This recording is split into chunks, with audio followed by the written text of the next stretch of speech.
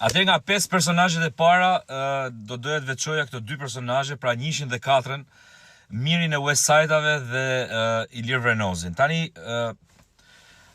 3 personazhet e tjera, me thënë drejtë, nuk është se i njoh shumë dhe nuk dua t'i komentoj që tani në fillim dhe nuk dua t'i paragjykoj fare. Fakti që si njoh ndoshta është problemi im, nuk është problemi i tyre, por Mirin dhe Ilirin i njoh.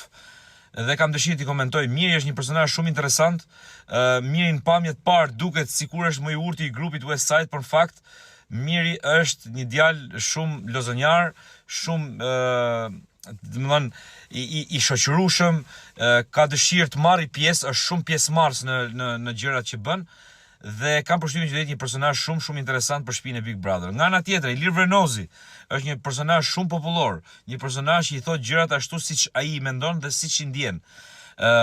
Ka një përparësi të madhe në këtë drejtim sepse i është futur asaj shtëpie me idenë për ta fituar, dhe unë mendoj që Ilir Vrenozi është një nga finalistët që tash, vetëm nëse nuk do t'i prevaloj emocioni, sepse të gjithë e dim, ata që e njohin, që Iliri është një personazh tepër emotiv dhe varet se si do reagoj. Pra çdo gjë është për tu parë, por unë nga këto 5 parë do veçoja këto të 2, pra Mirin dhe Ilirin, të cilëve i uroj të dyve shumë suksese.